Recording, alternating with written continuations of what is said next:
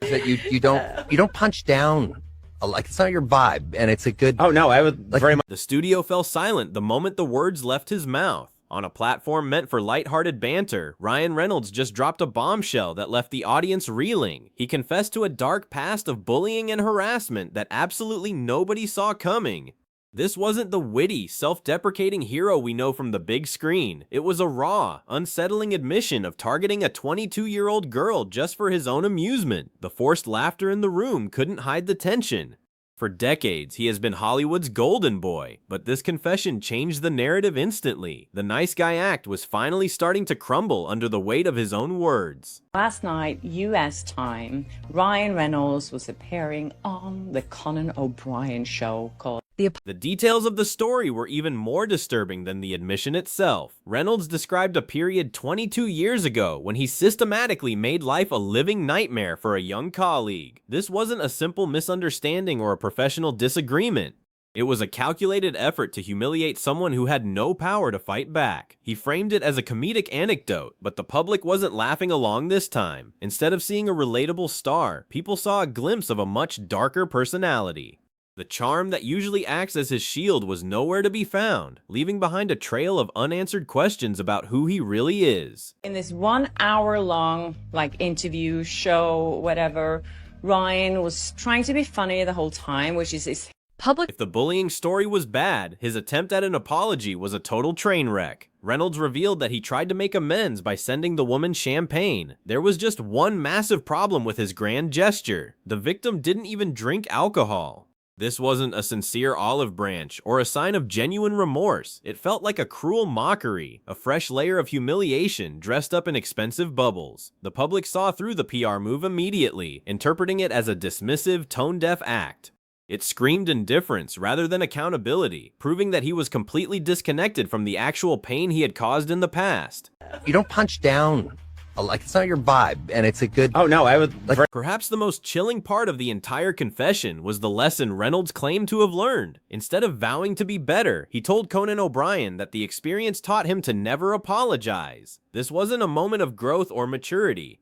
It was a tactical retreat into a philosophy of total deflection. By pivoting to laughter and shifting the subject, he showed a masterclass in narrative manipulation. He treated a serious case of harassment like a magician's distraction, hoping the audience would focus on the joke rather than the victim. It raised massive red flags for a public that is becoming increasingly weary of perfectly packaged celebrity personas. Or the guy with the microphone starts picking on someone, and you're just like, they don't have a microphone as well. It's not fair, and it's and it just left a mark that I'll never ever. For years, Ryan Reynolds has meticulously cultivated the image of the lovable, witty Canadian guy. His social media presence is a work of art, filled with relatable jokes and self-deprecating humor that makes him feel like an everyman. This persona has acted as a powerful shield against any form of criticism or scrutiny. It made him seem virtually untouchable in an industry that usually eats stars alive. But now, the cracks are widening into massive chasms.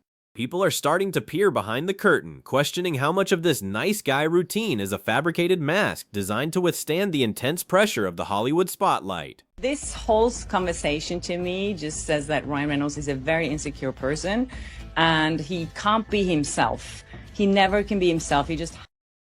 The nice guy facade didn't just crack during a podcast interview. It completely shattered during his alleged feud with Justin Baldoni. Following a disagreement involving his wife, Blake Lively, Reynolds reportedly launched a full-scale campaign to dismantle Baldoni's career. This wasn't a quiet behind-the-scenes tiff. It was a high-stakes power play where Reynolds allegedly branded Baldoni a predator to anyone who would listen. He used his massive industry influence to isolate the actor, turning a professional dispute into a personal vendetta. It was a calculated sledgehammer move that revealed a disturbing willingness to weaponize his power against those who cross him. In this interview, and if you see the comment section, it's still open. There's a lot of comments there asking Conan O'Brien.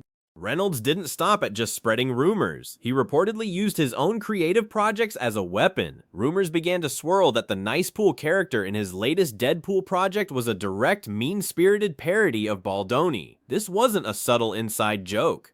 It was a public execution of someone's character, broadcast to millions of fans around the world. By leveraging his Hollywood power to punch down at a colleague, Reynolds showed a side of himself that contradicts every interview he's ever given. It wasn't about the art or the story. It was about ensuring that his target felt the full weight of his professional and social dominance. People I like, Conan O'Brien, to like put out their message and make it seem like there's nothing wrong. We're still big. The escalation against Baldoni allegedly went even further, involving heavy-duty industry pressure. Legal teams suggested that Reynolds was a key player in a scheme to defame Baldoni across all of Hollywood. He reportedly went as far as strong-arming their shared talent agency, WME, into dropping Baldoni as a client entirely. This is the ultimate career killer in the entertainment world. Reynolds sought to destroy Baldoni's livelihood, showcasing an alarming level of manipulation and control.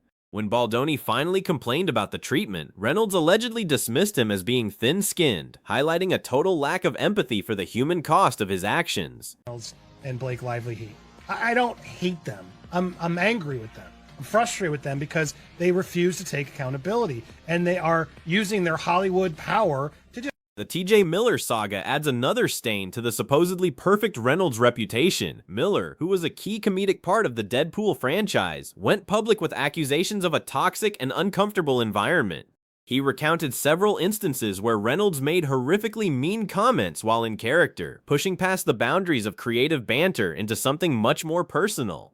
Miller's viral revelations about the negative vibes on set stood in direct contrast to the fun, collaborative atmosphere Reynolds usually projects. It forced the world to look closer at the professional relationships Reynolds maintains and what actually happens when the cameras aren't rolling. They are going to be big names, but they got away with something, or so far they've gotten away with something that I'm just not okay with, and I'm going to continue to call it out. And this appearance, he said a lot of stuff that I'm just frustrated. Like, why are you out there doing this stuff? You really need the attention. In what many call a classic Hollywood power play, things took a very strange turn after Miller's comments went viral. Reynolds reportedly made a very interesting private phone call to his former co-star. Almost overnight, Miller's stance changed completely. He went from calling the environment toxic to proclaiming that he and Reynolds were actually good friends and that he wanted to return to the franchise. This dramatic reversal didn't feel like a genuine reconciliation to those watching. It felt like intense persuasion. The abrupt shift sparked immediate suspicion that a slick PR move was used to protect the Reynolds brand, rather than a true act of friendship. Trying to be a critic here to say, no, be nice to everybody, Ryan. That's not what it's about. But you're... The lack of transparency regarding that pivotal phone call has only fueled the fire of skepticism. Many fans and industry insiders groaned at the sudden friendship, sensing that an influential player was shaping the narrative from behind the scenes.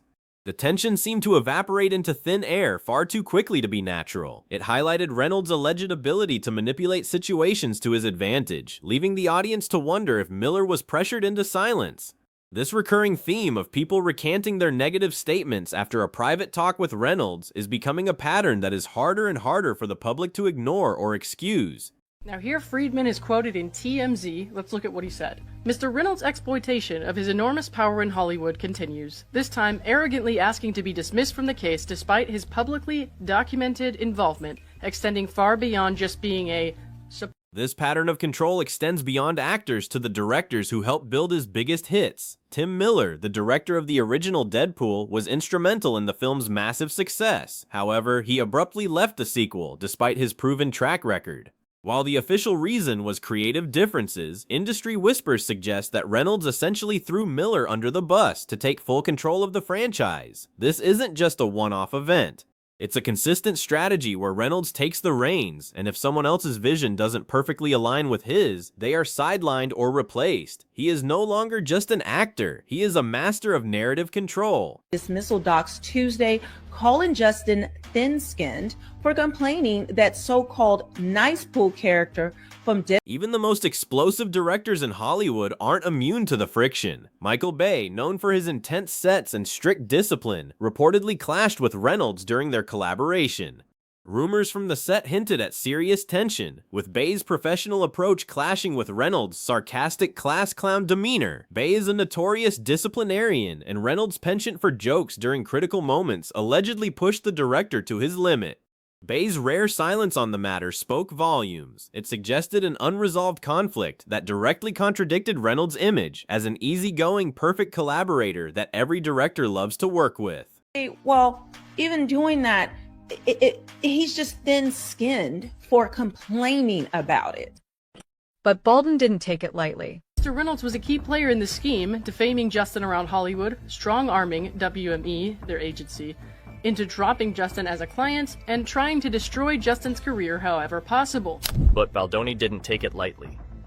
100% Ryan was the one who put this line in here. Not SNL, not Tina Fey, not Blake Lively. When you look at the list of people Reynolds has rubbed the wrong way, it starts to look less like a series of accidents and more like a personality trait. From directors like Tim Miller and Michael Bay to co-stars like TJ Miller and Justin Baldoni, a clear trend of friction emerges.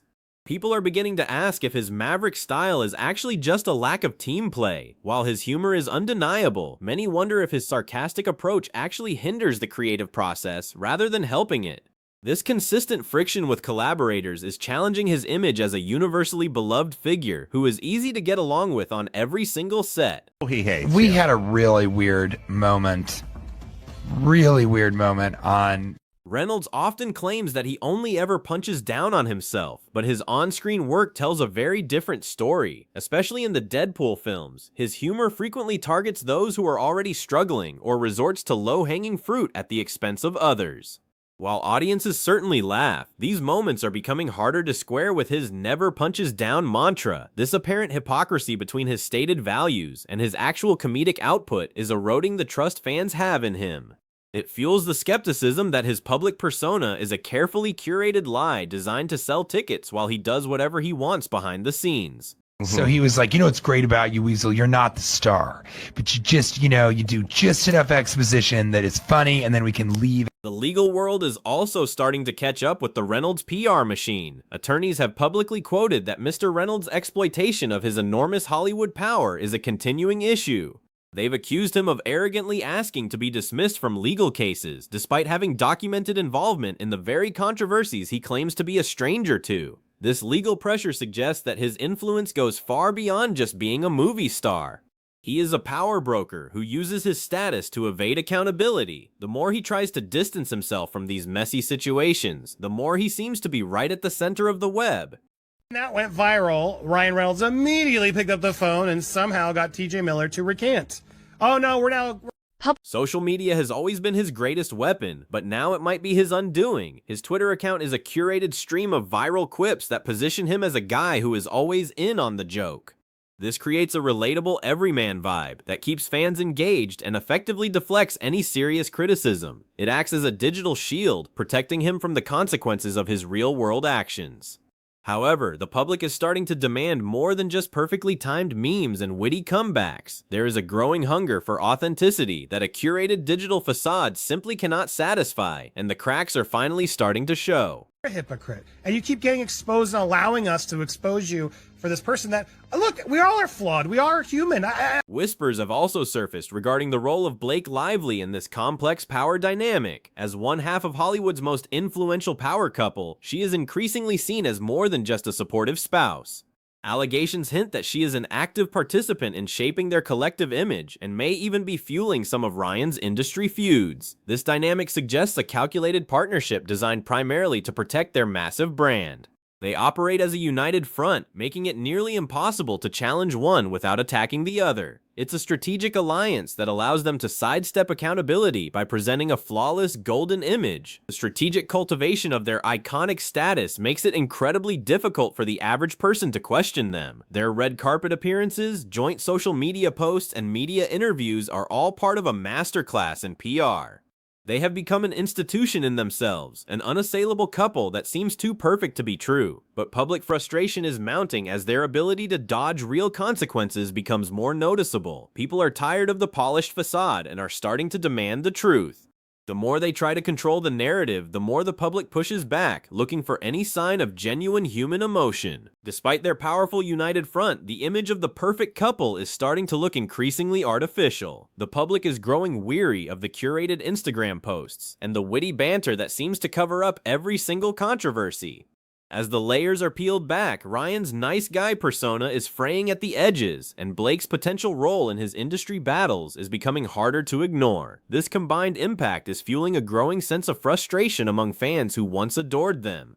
Their ability to dodge accountability is wearing thin, and it's threatening the very foundation of the flawless public personas they have worked so hard to build. The podcast admission was just the beginning. It opened the floodgates for a much broader conversation about Reynolds' behavior throughout his career. This wasn't just one isolated event, it was a symptom of a much larger pattern.